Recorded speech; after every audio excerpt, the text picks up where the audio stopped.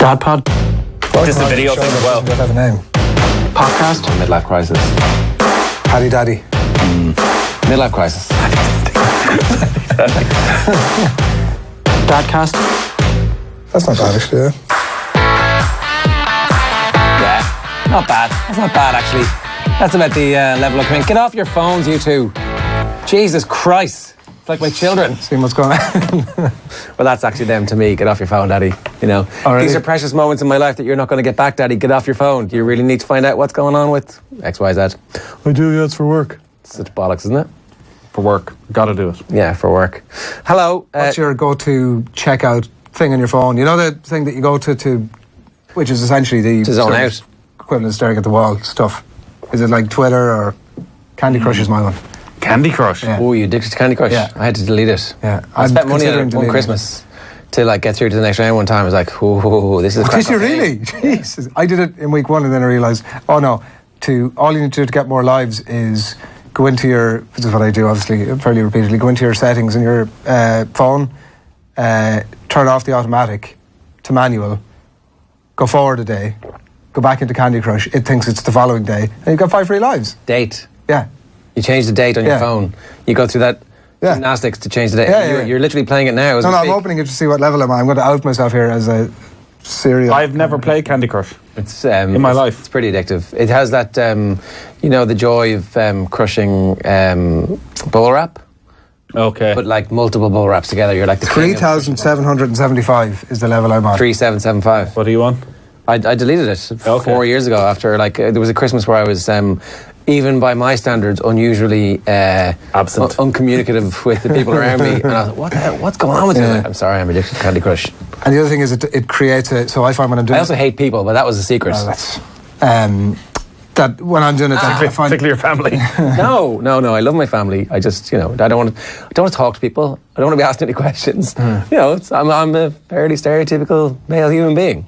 I find that the eldest fella obviously is coming over. So when I'm on the phone, it's creating an interest for him with the phone, which I really don't want him to have. So that's the main reason to stop doing it. It's too late. Look, the genie is out of the bottle. He's already doing. He watches his dinosaurs on YouTube, and he's just gone to, and he knows how to hit the skip ad button. There was an amazing recent conversation on one of the parents' WhatsApp groups about we've just got our kid into Fortnite. She's 7 and I'm a bit worried. And this long conversation of like, okay, that's interesting. He's a little bit addictive. And then somebody happened to work for one of the games companies who was like, I work for these companies and they kind of build in addictiveness, high levels of addiction. Maybe we want to reconsider. And then the end of the conversation was, I meant we haven't got her into it. Sorry. We were like, okay, all right. Well, because that would have been a big kind of development and evolution. Yeah, but it's going to happen. It is going to happen, but not at 7. No, but you delay it for as long as possible. You do, but we've been. They're going to smoke spliff and take yolks. So you give them to them at 6 or 7. Like what? What are you talking about here, Nathan? Bad shit's going to happen. I'm not accelerating the process. No, but the problem is they will go to their friend's house where the process has been accelerated because there's older brothers and sisters there who are playing Fortnite. Yeah. I thought you were going to say they were smoking spliffs and taking yolks. Listen, as long as they're sharing it around when they get to 16, Farnham, we're all pretty cool with that. Yeah, what can you do? Because what's the other one? It's like the Lego Minecraft. Yeah, like that seems to be around. Minecraft 7, is like 8. reading books, though. Is it? Yeah. Well, there's definitely loads of books. No, but it's also online. Yeah, there is loads of books because they're trying to legitimize it. There's also loads of books now around Fortnite. This is the bit where I definitely sound like a granddad. It's like, yes, there's loads of books. It's a book thing, right? I don't actually know anything about Minecraft 2. Minecraft is like a step up from Lego, but it's all online. And it's all on your phone and your iPad. Warhammer, have you heard of this? What's it called? Warhammer. Warhammer, right? No. Heroin from Middle Class Nerds, it's called. Kids. Yeah, how Warhammer conquered gaming. So Warhammer was like this tiny little company, 2.5 years ago. It was like a shop. And now it's like a $600 million business, and it has exploded pretty quickly.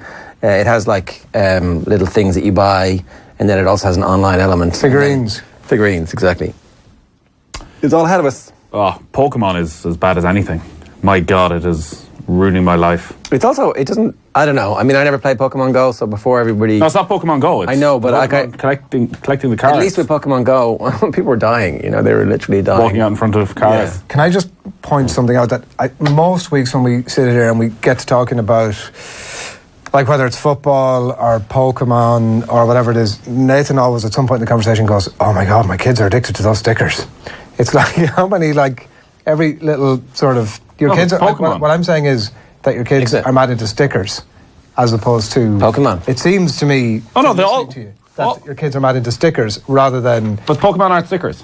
I thought that's what you were saying. No, the trading cards. Sorry, trading cards. All right, well, stickers, trading cards, whatever. Yeah, it's the same cards. thing. No, they are. They've no sense of the value of what a Pokemon... So this morning I was on a Friday... And that's the problem with bloody Pokemon. They're so expensive. Can you not get some hand-me-downs from, like, the... Oh, you do. Like, there's the local St. Vincent's shop. But, I mean, you'll get them on eBay or one of those, like... No, but you see... These kids have handed over because they're finished with them. Yeah, but the thrill is the opening the packet. So there's a reason they sit there watching... Unboxing videos. It's the thrill of what might be inside. And also because I presume they're missing a load and... Like, you don't want to... You take away the thrill. If you go and buy that specific one, then the thrill is kind of gone. Because it's like, oh, great, well, I got that one, but I knew I was getting it. As opposed to, I'll open this packet and hopefully it's got the one I need. Yeah, because I think I want changes by the day, it seems. So, like, getting the giant ones is the most important thing in the world. And he bought himself 2 giant ones with his birthday money. What about this crafty plan where you do get every single one cheap on eBay and you give it to them and then suddenly they're bored by it because they have everything. It's like... But then they're just going... My point is, then they're just going to move on to something else. No, and also there'll be another thing. Cheaper. It sounds like we're saying there's a bad thing. No, well, that's what I'm saying. Maybe it's expensive. Mega expensive. Like they're... Yeah, well, you don't want to spend a lot of money. A Pokemon pack costs like £7. Yeah. For 6 cards. What? Yes, it's not like 20 stickers for €1. No, it's the biggest money-making racket of all time. Oh, and so on a Friday morning, you can go into the class and 20 of them are around the tables with their Pokemon swapping. And I don't know if it teaches them some life lessons in terms of how to bargain and putting value in certain things. But I was watching him this morning and he had one Pikachu card that I remember him saying this was his best one. And then when the girls comes over, she's like, "Oh, can I have that one?" And he's like, I said, "But that's yeah, but maybe I want one of the ones she..." I'm like, "No! Stand up for yourself here. Just say no." He's like, "Well, but she really wants it." I'm like, I don't care. Is he in love with her though? Well, this is the I don't know. Did he not tell you? No, he didn't. No, It's not like Love Actually where our 4-year-old has decided she wants to get married to like multiple of our 7-year-old's friends and she's kind of chasing them down the street. Right. She's like, Jesus. Yeah. No, the oldest lad will never tell us anything about anything ever, I suspect, which is going to continue till the end of time. Whereas the younger lad would definitely come home and be, he's the one who wants to bring the rose into his teacher and be Mr. Popular. So, it's fine. Which one is more like you? I'm just a mix of both, depending on... How does that manifest itself though? I don't know what the correct answer is. Are you the rose or without rose? I don't know what the correct answer... I've got some more correspondence I'm going to get to now. I meant to... I suspect you're, by the way, sorry, Ger, I suspect you are more the... I'm the charismatic sort of... I'm not saying your other child's not charismatic. No, I'd be the say nothing about nothing. Would you? Right, okay. I thought you'd be... Here's the rose. How was life? Grand. How are you? Grand. Grand, fine. All good, yeah. What happened to school today? Nothing. Yeah. Nothing. I've taken to parking at the shops about half a mile from the school to sort of... Avoid? No, to walk. So my child has to walk with me for 20 minutes after school. All right. And I can annoy him into submission. To ask him questions about stuff? To ask him questions. That's cool. Because now, granted, it's one of those things, funny, you go into...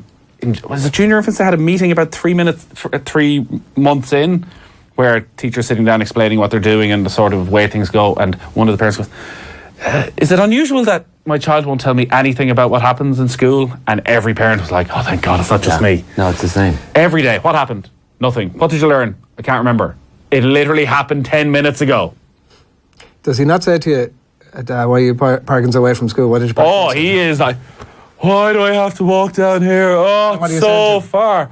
I'm like, because so we can have a chat. Oh, so you're actually just... but the only way it works actually is a bit of peer pressure. So if the younger one comes home and goes, oh, do you know what I did in school today? I learned this. Suddenly I did something great as well. And finally there's a bit of back and forth. Yeah, no, everybody has to tell the story of their day at dinner if everybody's there and we're all still talking. Which is increasingly rare these days.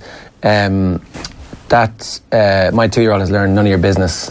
Like, what's going on? None of your business. And he says it in like a... None of your business. Brilliant. It's kind of more like business. None of your business. And we're like... No, it actually He's is our watching The business. Sopranos or something, is he? Like, you live in our house and you will continue to live here at least until you're 16 and we can...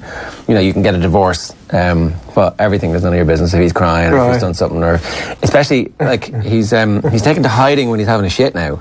So he kind of... Because he should really be getting onto the toilet. Nappy, that's okay. And getting onto the potty, but like he's just a little bit reluctant to do it. He's like a little bit lazy. So is he 2.5? Is he nearly 3 next month? Right. And so it goes quiet, and then there's that. Oh, and you have to like sniff him out like a sniffer dog to see which room he's in. And he's like, "What are you doing?" He's like, "None of your business." Are you doing a poo? Yeah. And then it's like, but. So I'm really looking forward to having another human being shitting in my kitchen again for 6 to 12 months or however long it takes. When you're sitting around and... Because I think this particular issue can manifest itself in loads of ways. But when you're sitting around the table and you're saying to the kids, right, tell us the story of your day, and some of them are like, no, fuck you. I mean, they're not going to use that language, but they're like, whoa. No, I'm not engaging in this. So obviously in the process of... You're doing it for a reason to get everybody talking and communicating. Oh, you just move on. So forget you. Well, like, you are not in a situation where you can, as he says, shame them with a bit of peer pressure. Yeah. So you just what do you do? You just go, good luck to you? No, I tell them about my day. Right. Like, some nonsensical thing. The other thing that happened this week was a massive row at bedtime where, so I told you about my stories, they're always like Batman and Robin and Batman and superheroes, and they always end up saving the day at the end.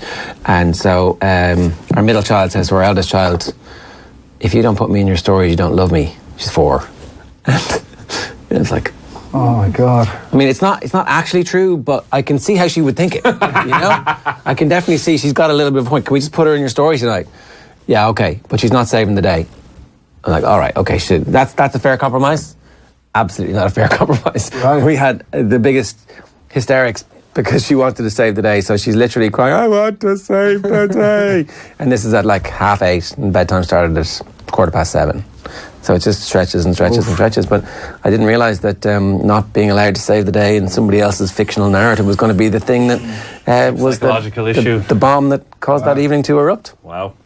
Bad parenting. And how could you not have multiple savers of the day? Well, no, you can't. Right. You can't. So you get one story. Joint savers of the day. Well, we had to work something out, and then the next night it would be fine, and then the next night, obviously, the middle child was like, "Screw you, you're not being in my story." Like, all right, okay. So I found myself on the. We were talking before about the sort of bedtime routines or whatever. So our fella at the minute seems to be out of his routine a little bit, and I'm trying to get him back into it. So it'll be. I'll say, right, we'll do the reading, we'll sing a song. And then you'll go into the bed. I'll stay in the room. Dad'll stay. You go to bed. Dad'll stay. And sometimes it's yeah, that's fine. And now it's like no. He doesn't want to go into the cot. So what he's doing now is I have to drag him obviously into the cot. And when he goes into it, it's obviously all lights out. He's got a musical teddy bear that's like heavyish enough. You know, one of those things with like lights on it and it's heavy enough. And then a load of teddy bears that are just lights. So I'm lying down beside the bed. This might have been Tuesday or Wednesday night. I'm lying down beside the bed and he's in the cot, and I always know it's a bad sign when he takes his soothers out, of which he has multiple, and throws them out of the cot, because at that point he's like totally lost the plot, because that's the one thing that he absolutely adores above anything. So they come out, and then so I've got my eyes closed in the fully darkened room, and the teddies are coming out sort of one by one, and I'm sort of lying there, and I like little fluffy teddies. I'm sort of getting clip here in the arm here, bit in the leg there, and next thing, the moment the musical bear comes flying out and hits me square in the head. Is it heavy? Heavy as, very heavy. Hits me fully, honestly, he had no idea where he was standing or what was going on. It hit me fully square in the sorest point of the face with the sorest point of the teddy. The bridge of your nose? Right, I was lying on my side, so straight smack. Like it was, if you'd have sort of held it above me at the top of the roof and just let it drop square, that perfect. So you get up and... I made absolutely no noise whatsoever while internally going... Massively concussed. Right. But anyway, so it's he's just throwing everything out, and then eventually he stands up at the top, then looking down at you, going da da da, and I'm going, okay, just I'm down here, hold my hand down here, let's, and then eventually he'll sort of get to some sort of. He always gets. How long are you there though? An hour? The whole routine was just over an hour last night.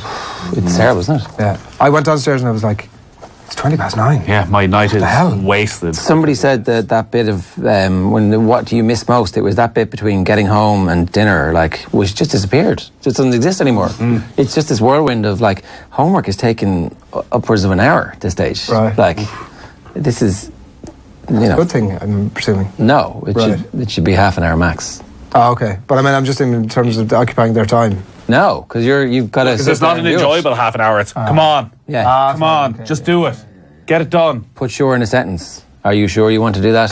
No, I don't want to do it. Come on, you can do it. Come on. What would it like? Your kids go to bed together?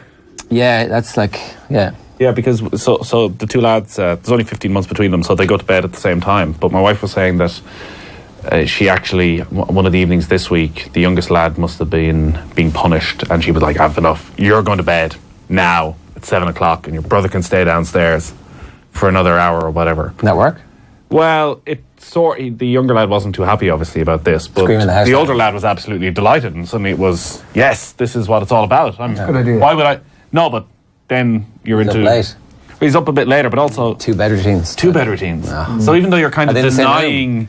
Are they in the same they're in room? bunk beds. But is that not like a short term? So then ultimately the young fella goes, damn it, I wanted that. And so the very next night it's like, okay, I'm going to be here. Well, I'm more just wondering if we are doing the older child a disservice by forcing him to go to bed at the same time as...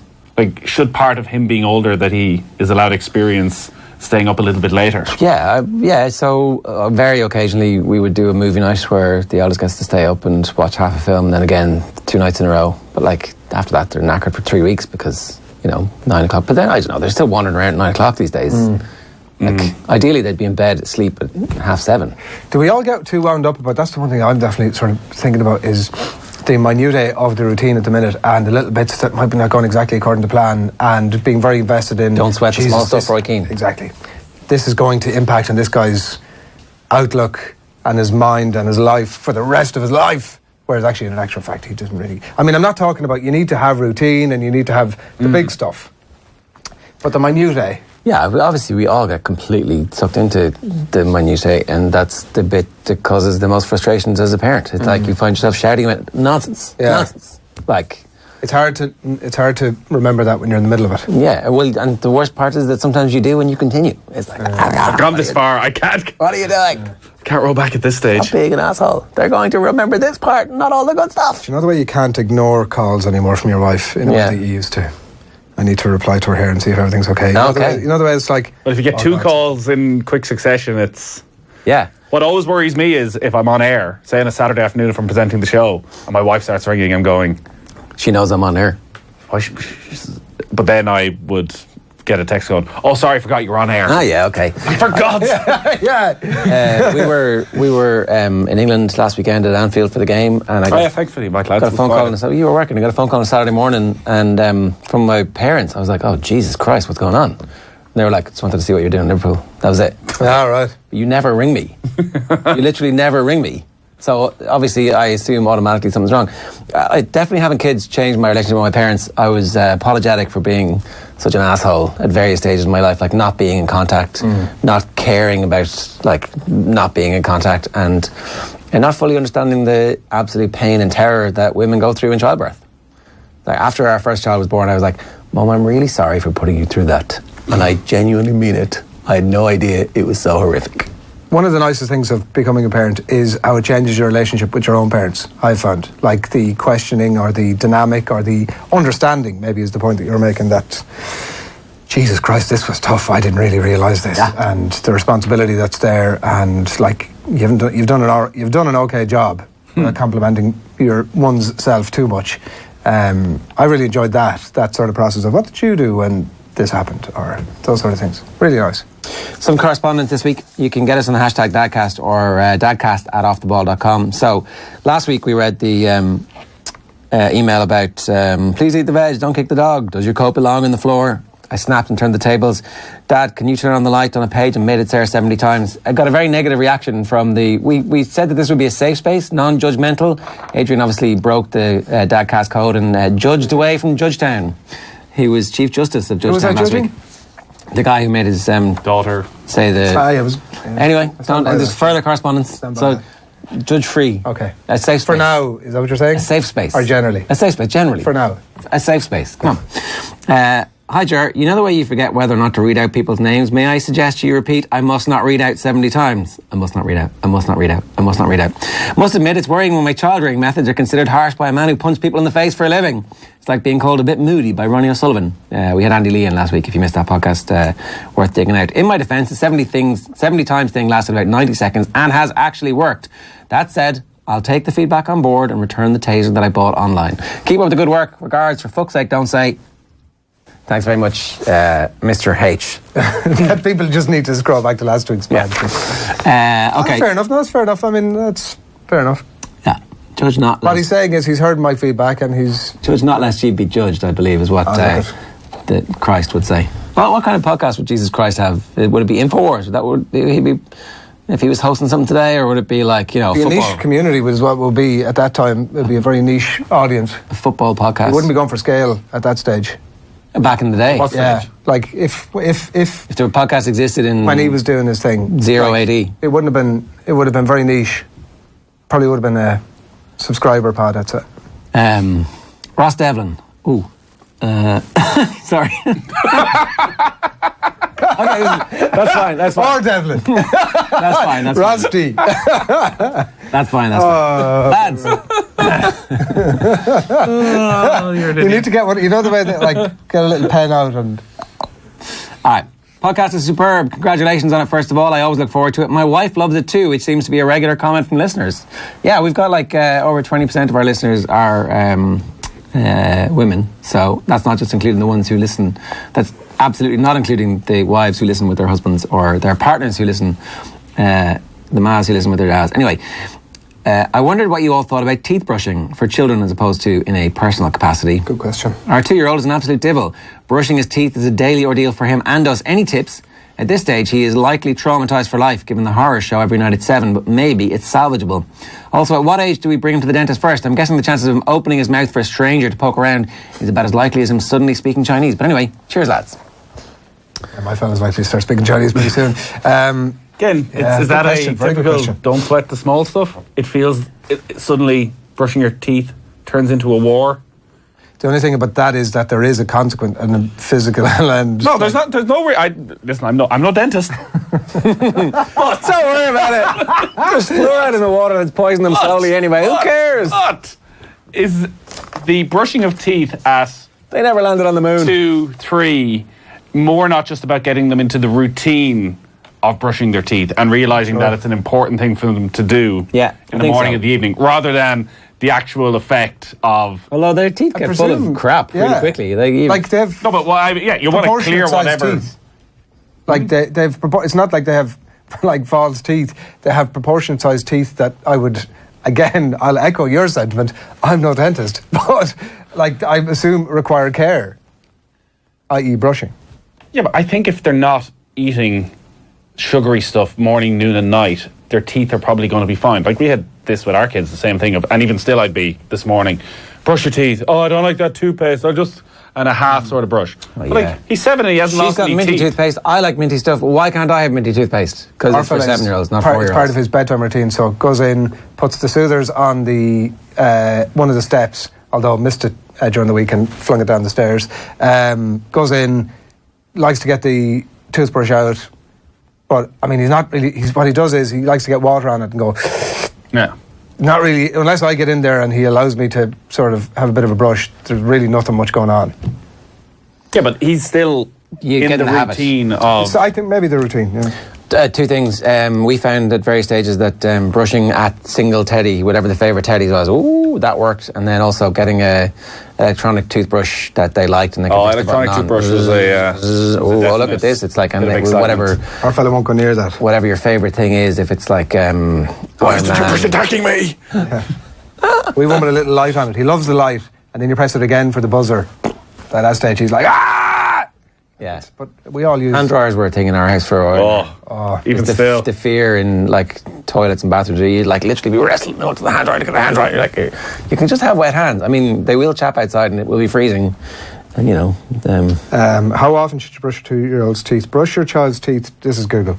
Brush your child's teeth twice a day, in the morning just before bed. Spend 2 minutes brushing, it says in bold, concentrating a good portion of the time on the back molars.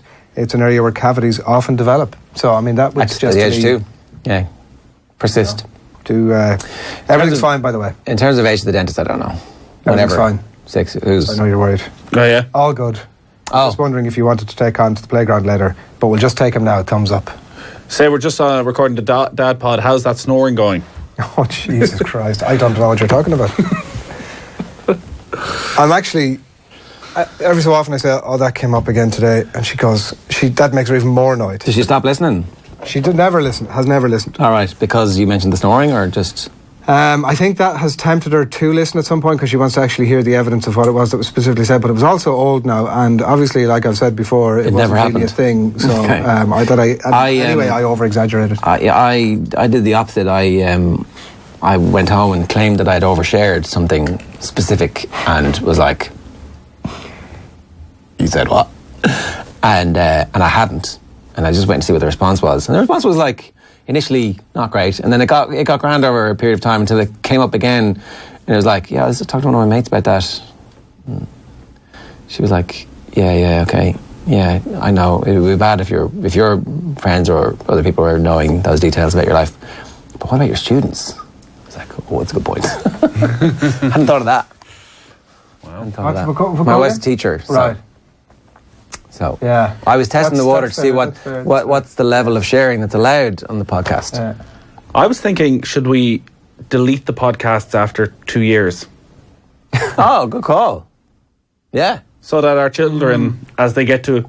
we most definitely do not want these being on YouTube when our kids are 11 and 12. Now, that would be predicated on the idea of the person who's posting these podcasts actually having the wherewithal to go back and delete them. He barely has the wherewithal to put them up in the first place. That's exactly my point. Well, if any of you want to show a good example to your children by, taking a project on and seeing it to its rightful conclusion. We were big on Facebook for the first 2 weeks and we just haven't appeared back since. No, because I don't know how... I've lost the passwords and I don't know how to link the... we can actually retrospectively post every episode, and that would be a good idea. But somebody needs to find the Facebook password. It is difficult tightrope to walk because, like, I definitely feel as if the requirement to be somewhat giving, but then you can't be overly giving because actually it's not all yours to give. Yeah, should have thought about that in the first place. I'm aware of that now. Yeah. Go on. No, it is. That is the part that you do forget. It's not so much going home and like, I can talk to my wife about it and explain what we're... But then her friends are going, oh, I didn't know. my husband was listening to that. Jeez, I never knew that about... It's like, oh. Are we okay? Yeah. I can't believe he told everybody that. Yeah. More As it correspondence. happens. No, but I have... Because I was about to bring up something from my latest PTA meeting. Come on! Oh, yes. No, this was something I was thinking would be a good topic. Yeah. Hello to all my fellow PTA members. I can't believe you still have him as part of the association. They are listening, who are all great people. It's a great organisation that we have helping out. Were you not very critical of them the last time you were around when you were standing outside that school hallway? No! I thought you said it was No, I something like a wasn't. shambles or there was something. No, you did not say that. I did not. Look, he's just trying to get you... Stop trying to screw me I over. thought you said He's something getting revenge critical for the fact that his wife snored heavily during pregnancy, No, she and he didn't. That told that didn't to all of us. happen. Wasn't a We keep bringing it up. I was pointing out that I was saying we were selling our calendars, which we made a lot of money on, by the way.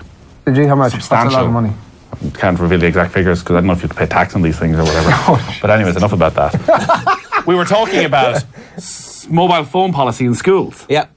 And like we're not at that stage yet. Yeah. This came up kids are a with... bit younger. yeah. But one of the committee was saying, oh, he'd like to have a no phones policy in the school. And everyone was in agreement of, yeah, it'd be great not to have phones in school. He's like, no. That nobody in this school is allowed to have a phone. Teachers... Either in school or at home. What? His students. So when you go, so at no stage should any student in the school have a phone. That. Which has been enforced, I think, in other schools, or certainly they've attempted to enforce primary school. Because the whole point of the school... So there's two sides of the phone, obviously, which is one, if it's in school, it's a distraction and they're messing with it. But the other side is the more serious side of, well, if they're getting bullied when they're at home with the phone. Yeah. So if you have an overall policy that you can then say to your kid when they're 10 or 11, sorry... No policy in the it just your friends work, don't. Your friends, but your friends You're going don't to get them. parents who I'd equate it with the you know that football club in England who have gone vegetarian, Vegan is it catering or whatever it is. Anyway, they've gone Forest Green Grove, just Forest Green. They've gone vegan. So I'm assuming that most of those players on the way home are taking into McDonald's and having the all nuggets and the burgers. So you just can't. Yeah, but this is a good thing. I agree. I think that actually it gives parents the power to go, no, your friends don't have it, because it is peer pressure, because your friend has an older brother who has one, so he then gets one a little bit earlier, and some parents will just facilitate the kid no matter what happens. That's what I'm saying. Yeah, the point that was they made be was the ones who set the policy. There's a difference between it's a smartphone ban, not a phone ban. So they can have a phone if your child cycles to school or walks home from school and they need a phone for contact, fine. But that smartphones are a no-go. I was watching something on Twitter last night, and a kid being bullied in America came up. I don't know if you've seen this video. It's exploded and gone viral, and it's filmed by about 4 or 5 people, and they chase him across the road, and he ends up on the ground, like having clearly been punched and kicked, and not reacting. Well, he's screaming, right. And so I've clicked through to see exactly what had happened, and they identified the school, and they seem to have been able to identify several of the people involved. And then I read the report in the paper, and the last line of it was, the young boy was not seriously hurt. I was like, that kid is traumatized for life. He may not be physically in any significant danger or damage, but he is absolutely traumatized for life.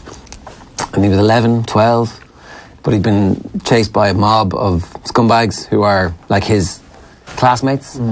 And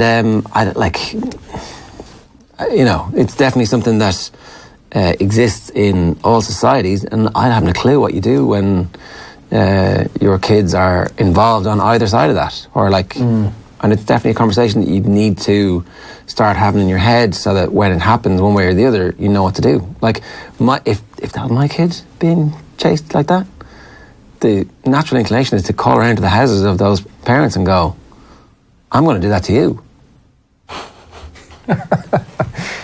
I mean, I wouldn't do that, but yeah. You wouldn't? Well, because what are you saying to your kid?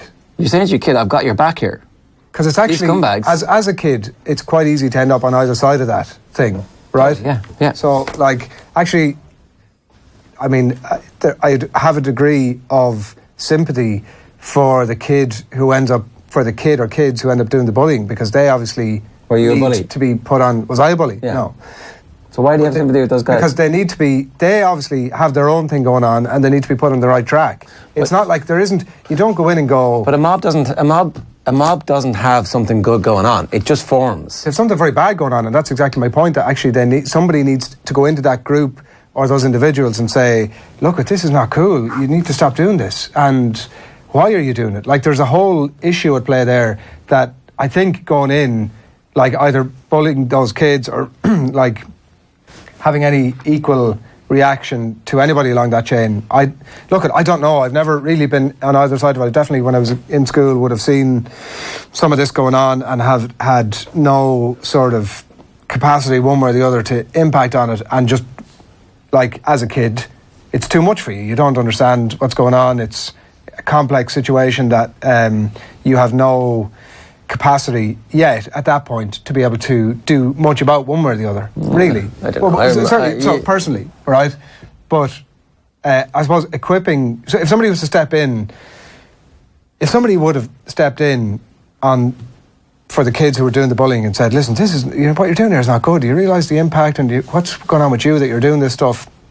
I think that would have been a good thing to have done. I mean, maybe, but Yeah, but no and then they did it may have no impact, and it obviously is a complex situation, and it's slightly different for everybody. But particularly now with phones and the way these things are filmed, that kid's life, as you say, is going to suffer massively. And what are we going to do? We're going to turn around to the bullies and go, hey guys, there's a better track for you. Don't worry about it. Don't worry about it. Like, learn your lesson. Well, the alternative is that if there's a group of bullies who bully a kid, right, and that kid ends up having impacts of that throughout their life, right, ultimately that group of bullies are going to leave school, going to have probably no further communication or interest in what happens with that other kid, no impact on them whatsoever. And if they're of that mindset, potentially their kids are of the same mindset, whereas actually at some point or another you got to step in and go, listen, just so you understand, like, that's not good. I'm not saying so the repercussions for that are, like, there are repercussions. And those repercussions... I'm not saying there shouldn't be repercussions at all. I'm just saying that visiting the same behaviour on them is not necessarily going to result in any positive outcome. I'm no expert in this. I'm not saying go around and beat the crap out of the kids. I'm going to say go around and beat the crap out of the parents. But I'm saying that I don't. I'm not saying go around and beat the crap out of the parents, but you would be around to that parent's house going... I think that would be a good idea. What kind of a scumbag are you? Well, I mean... I think you're assuming that the parents are wholly responsible for that kid's behaviour. You did say that something's going on in that kid's life. But what I'm saying is that, like, that might be your kid or my kid or Nathan's kid in school, and there's a group of people doing something, and if somebody comes to my door saying that, then we're having a very strong conversation that day. Go, what the hell are you doing? Exactly. So the person that turns up at your door should be saying to you, listen, I need to make you aware of this, and you need to do something about it. And you need, obviously, the response has got to be, Jesus, I wasn't aware of this, thanks for letting me know. Imagine if somebody... That's very polite. No, but imagine if somebody turns up at your door and goes, what are you doing? You're a scumbag. Yeah. And you're going, sorry, I don't understand what's happening. Yeah. So, like, you can't really be... There's got to be some other method of working through it. I'm not suggesting sort of hippy-dippy, let's all be friends. If there's got to be repercussions, then there's got to be repercussions, but there should be another way about it. But it's not straightforward. Like, as Adrian says, it's... If your son or daughter is hanging around with a group and suddenly it starts kicking off and they're there, you hope that they're smart enough and... Intervene. Well, to intervene or to not somehow just join this... Get out of the way. Mob. But a lot of kids just will. Yeah. And maybe your son or daughter is instigating it. And maybe you have had in which case you should go to prison. No, but you know what I'm saying? Maybe you've had maybe you aren't, look, stuff happens, right? And I'm not saying parents should abdicate responsibility for the kids, clearly not, but there can be circumstances where your kid could be more centrally involved in that than you would like, clearly. So it isn't always just that your kid is an unwilling participant. Sometimes your kid might be a willing participant. A fellow traveller. That's one of the worst outcomes I can possibly imagine. Right, Neil says, hi lads, I love the podcast, and with number 2 on the way, it's bringing back all sorts of funny/traumatic memories. Listening to talk of instantly recognisable thump of a toddler having escaped their cot caused flashbacks to our experience with our now 4-year-old daughter about 2 years ago. This is more of a Ron Burgundy style, I'm not even mad, I'm impressed scenario. Always a climber, it wasn't that much of a surprise when she started appearing in our bedroom having escaped her cot. We were worried she might be flinging herself over the edge, so we tried to sneak a peek at how she was managing it after nap time, and it turned out that once she was able to lift a toe to the top of the rail, she could get the leverage she needed to hop over. The only issue was if she caught you were watching, she would freeze mid-escape, as if we could only see her if she was moving. Which is true, obviously. If she's not moving, you can't see her. She becomes invisible. We all know that. A friend suggested we move on to sleep bags so she couldn't swing her leg up on the rail. That worked perfectly for a week until she realised she could force open the fasteners Hulk Hogan style, and out she would get. Next step was to move on to sleep bags that you could close with a zip. Again, this worked for a short while until she realised that with enough effort she could channel her inner Hulk and rip the zip open. Not open the zip normally, but force it open, and in doing so, break it. Decided to stitch above the zip so she couldn't force them open, but we could still get her out easily enough by opening the zip normally. Happy days. Back into her routine for maybe 2 weeks when she starts appearing on her door again, but this time it was in her sleep bag. Turns out, with enough determination and upper body strength, the 2-year-old can climb out of a cot without their legs. Only this time, the chances of landing head first were about 50-50. The only option left was to change to a normal bed and put a pressure stair gate on the door. That lasted 2 days before she ripped it off the wall. She also did this to one in her granny's house, and in so doing, took a chunk off the door frame. Probably could have gone for the Father Jack style barbed wire fence. Cheers. Put a screw in. Do that last plan and put a screw in gate. Well, there's a very important point for everybody there with the gates. Those things ruin your house. Yeah. That when you're taking them off, whatever was there previously there's a big chunk of the wall coming with it. You need some You need a... Oh yeah, well, Yeah. What's a a piece of wood. No, the filler. Well, yeah. Filler in a paint job. yeah, they're also going to be up Just for get the house 4 or 5 painted. years as well, so it's not like an insignificant amount of time. Like you need them, and 7. they'll be up for so. 7 years. Sleep We've bag, got one left. sleep bag works in our instance. What age is the child? By the end of 4 this? now, is 2 during this. But the 2-year-olds, the upper body strength of the 2-year-old is absolutely phenomenal. But by the time they have the upper body strength to be jumping out of a cot in their sleep bag, I think you just need to move them to a bed. And what was wrong with moving to a bed? Because we're sort of thinking that now we'll move. Well, you went to the bed, they're free. Free to roam, free. But they're essentially Free to run around roam all anyways. day. Free to do things their way. That's a good point. They're king, basically. So what do you do? So we're I think very soon going to put him from a cot into a bed. Why? What's the rush? What's the rush? Is this sweet? Is he climbing out? No, he can't because he is restrained by the sleeping bag. I would. Oh, well then consider keep this him in freedom. the... Oh, really? Leave him at it? He's like 21. Till as long as Like, yeah. he's not Really? hopping out. Yeah, because then Well, he's there's no point. we're around the place. If Well, you want to one of visit the her every reasons night, is we need to Free up some space. exactly shortly. She's the youngest one is going to in a couple of months have to. move into that cot. She's going to have we're not buying another cot, so she'll go into that No, one. fair enough. But like, give yourself until the night before. Right. And is there any? Do you just up you get and then you go and go? Yeah, I pretty think much, generally they're like this is one of the things they like to Oh, do. you get to move to a big bed. You're a big boy now, aren't you? Happy days. It also mean I wouldn't have to lie on the floor and get heavy toys flung at You'll my have head. to lie on the floor for the next one. And it's all about. Are they going to be in the same room? This is an endless. No, cycle. I don't think so. I mean, I'm open to any advice you guys or anybody has on that, but my view would be that why would we put the two of them in the same room and they're just going to end up waking each other? Well, putting our first 2 in the same room calmed down the second one, who was like up every night, screaming, Right. screaming. Moved into a room with her sister. Was like, oh, somebody over there, fine, Right. like that. Like, could change. They don't keep each other. I mean, there's awake or occupied hijinks, or- yeah, but like the hijinks versus, and then it calms down after a couple of weeks, Right. And The it's novelty like, factor wears off. yeah. So you read 2 stories, make up 2 Batman and Robin, make sure that they both get to save the day, and Bob's your uncle.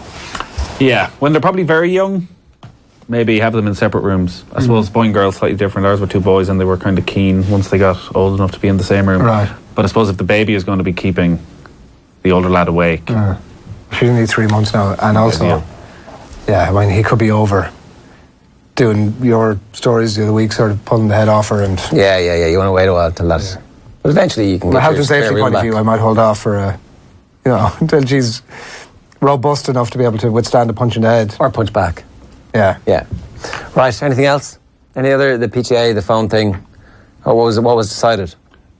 there's a separate committee, I think, for that. It has to be an all school. More midweek pints. Has to be an all school policy. Right.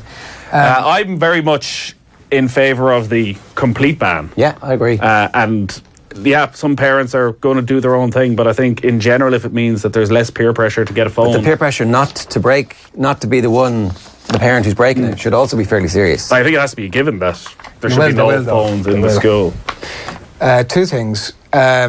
Should we get an expert on at some point to actually hello. who can talk about? I mean, outside of Nathan. Oh, know what I mean? What are we doing here? like, could we not get a dental expert on for 5 minutes to go? Yeah, you should brush their teeth, and here's why. I mean, aren't we? Isn't it better that we're sailing this ship of ignorance? Where does it stop? If we ship of get fools. if we get a dentist on, what have we got to get next? Yeah. Well, no, I mean, I think that's what I'm saying. And the other thing is, we really should organise a bunch of similarly minded men and women some night in a venue and have a sort of live chat and have a few pints. I mean, I don't know if the Swingers night. Is that what you're saying? Here's another insight into Adrian's relationship. do you know what I mean? Yeah. Are people? I'm interested to know if people are interested in that idea. Hit Adrian Barry up.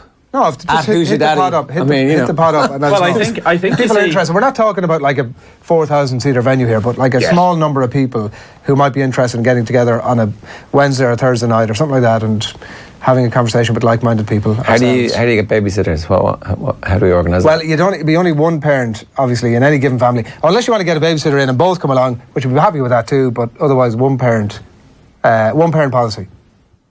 Go on. I just think that obviously the Dadcast is an educational tool, so it'll be a perfect excuse for any father to come out and say, listen, I'm going to talk to fellow like-minded fathers and come back with some... I got to... you're really just sneaking out for points. Yeah, that's it. Yeah, I got to recalibrate which section we were in, from like society and culture to comedy, after as opposed to parenting advice, because really there's no parenting advice going on here. That's how we're classified. All right, okay. iTunes. On that note, go on. If there's anybody would like, this is a thing. So if people are interested, let us know. This is Adrian's pitch. And the Dadcast going on the road. We'd be open to the official Dadcast roadshow. If there are any venues, host this. I'm not. So anybody who's got any venues, let us know. This is how I look at it. I mean, if you're not up for it, let's not do it. No, we're here. Listen, if I have to go out on a Friday evening and couldn't be a Friday. I think it'd have to be a Thursday, and I appreciate you're live on the radio on a Friday, Ger. Well.